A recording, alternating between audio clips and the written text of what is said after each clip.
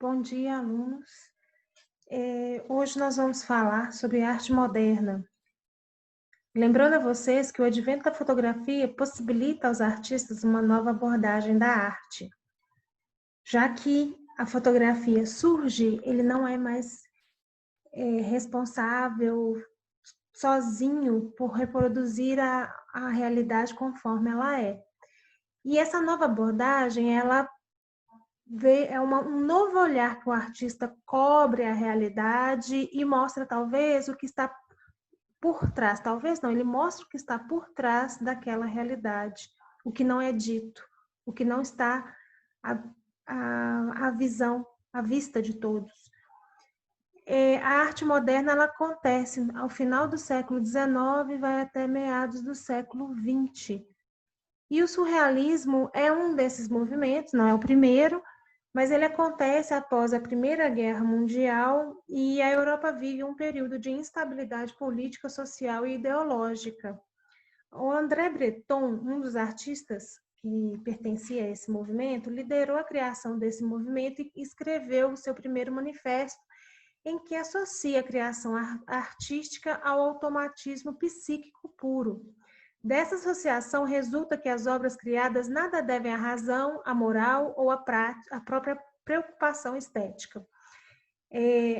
A filosofia, a ciência e a religião tinham um discurso, porém as suas ações eram contrárias a esse discurso. Exemplo, a igreja dizia que você deveria amar ao próximo como a si mesmo, mas a guerra não era um reflexo desse discurso, e a igreja muitas vezes estava associada aos interesses do governo ou dela própria.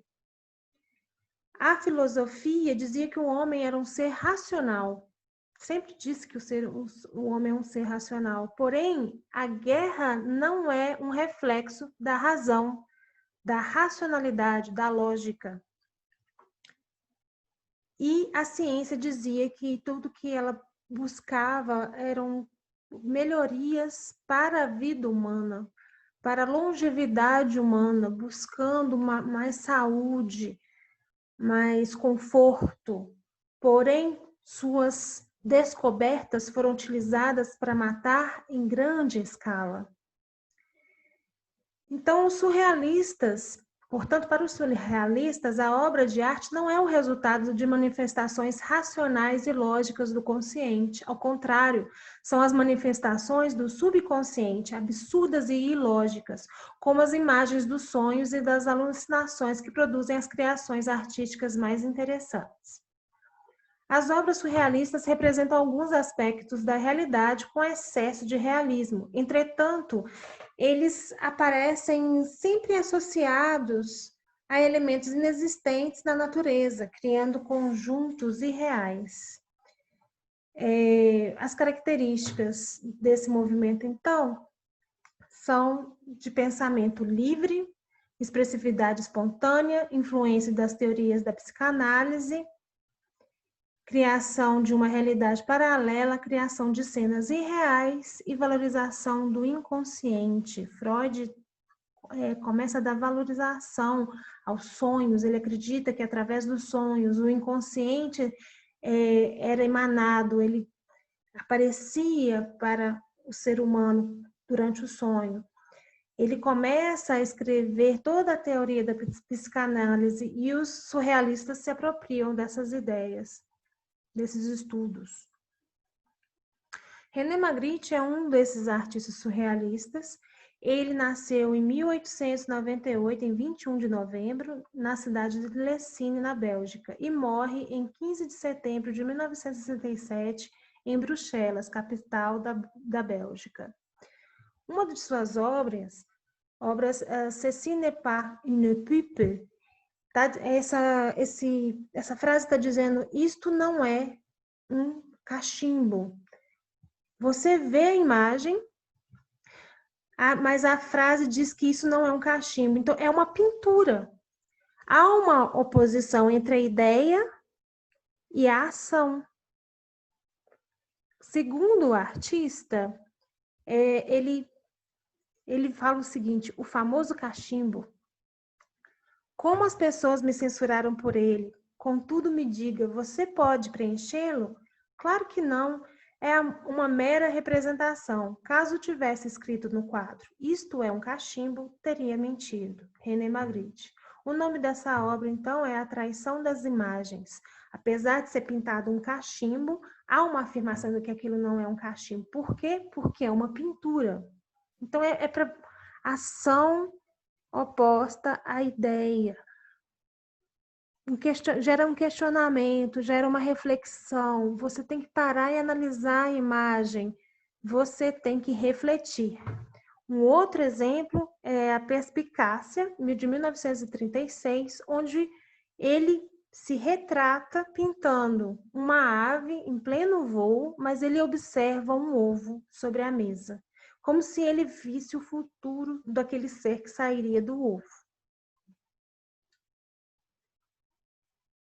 Nesse quadro, Valores Pessoais, de 1952, o artista coloca os objetos pessoais em tamanho desproporcional ao quarto.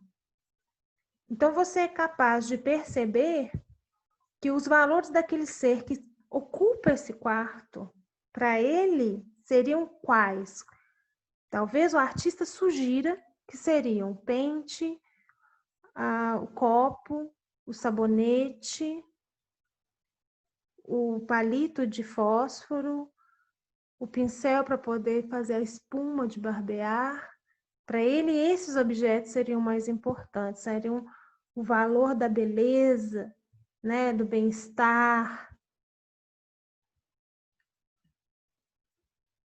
Aqui, em Golconda, você pode ver que tem vários seres distribuídos no ar, como se estivesse numa perfeita organização de diamante. E apesar disso, cada indivíduo é diferente, está numa posição diferente. Apesar de parecer estar com a mesma roupa, o mesmo chapéu, parecer não, estão com a mesma roupa, o mesmo chapéu de coco, ao ver o rosto desses indivíduos, você, próximo desse quadro, você vê que as fisionomias são diferentes. Então, o artista, ele levanta um questionamento sobre a individualidade, sobre a identidade de grupo. Até que ponto os sujeitos são autônomos ou se comportam conforme de acordo com a massa. E, por fim, a obra que o nosso querido professor Lindomar está propondo para vocês analisarem. Aqui nós temos os amantes, e aqui paira uma dúvida no ar. De quem eles escondem o rosto? Os amantes escondem o rosto um do outro? Do espectador? Dos possíveis parceiros oficiais?